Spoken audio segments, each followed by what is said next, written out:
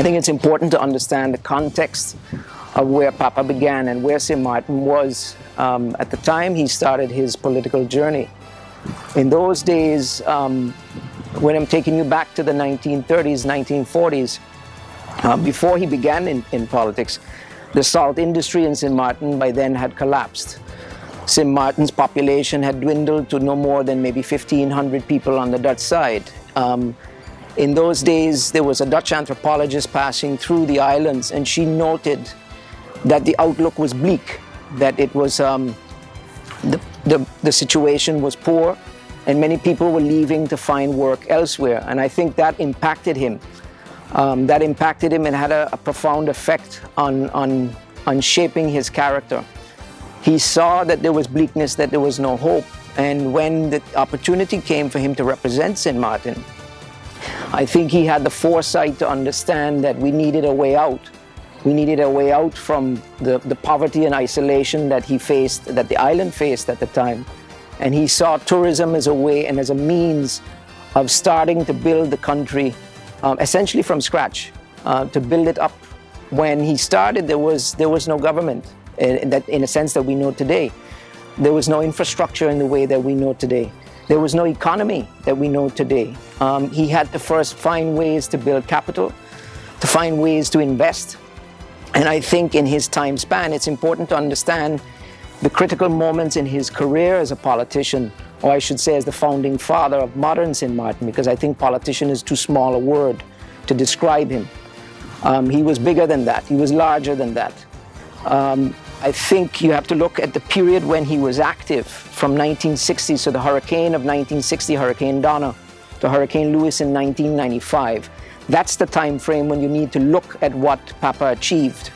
And when you look at the metrics, when he took St. Maarten from essentially a forgotten backwater to one of the premier tourism destinations in the world, to a place where living standards had reached enviable standards compared to the rest of the region, that's phenomenal. By any measure, that was a phenomenal achievement. And I think that's the period where you have to look at Papa and see what his achievements were. And then when you look back on it, it was an astonishing achievement.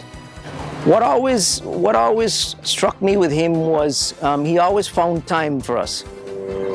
And I think that's a hallmark of his career and his characteristic as a real man.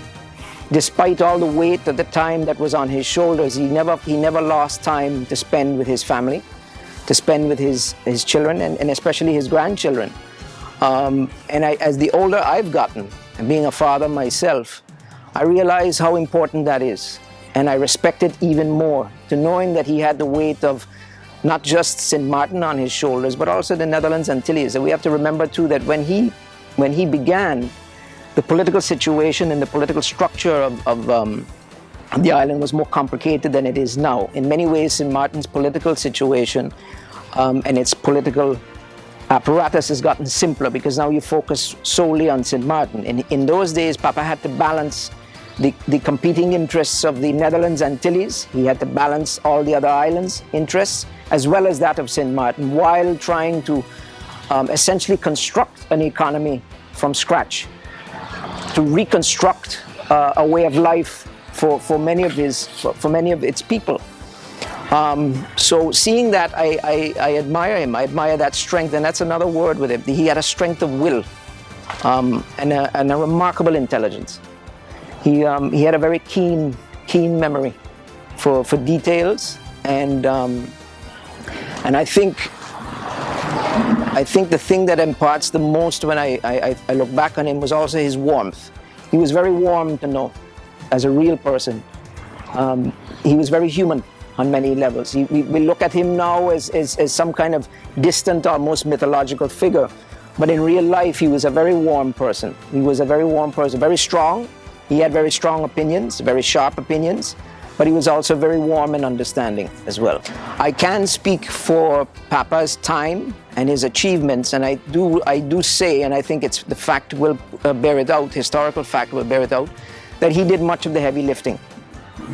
Much of the heavy lifting that put St. Maarten where it is today, that transformed the migration pattern. So people in his time were leaving St. Maarten.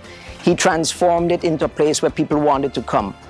and stay and live. That's remarkable. By any metric, that's remarkable. So I think a lot of those heavy lifting, the things that really transformed the economy, those were done under the years of Papa, and you could say yes, under his leadership of the Democratic Party. Happy 70th anniversary. It's a remarkable achievement.